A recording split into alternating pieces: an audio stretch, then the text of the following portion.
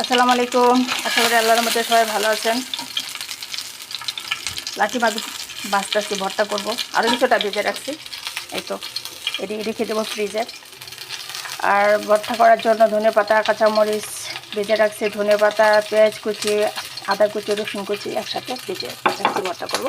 আর এটি রেখে দেব, এই একটাই ভর্তা করব, কারণ একটা বড় বড় লাঠি মাছ একটা ভর্তা করলে হয়ে যাবে।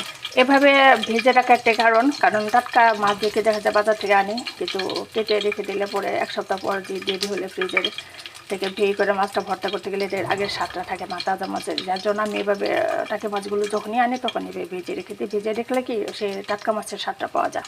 যার জন্য মাছটা আমি ভেজে রাখলাম, পরবর্তী যখন আমার লাগবে তখন বিকেলে আবার একটু হালকা গরম করে ভর্তা করে নেব।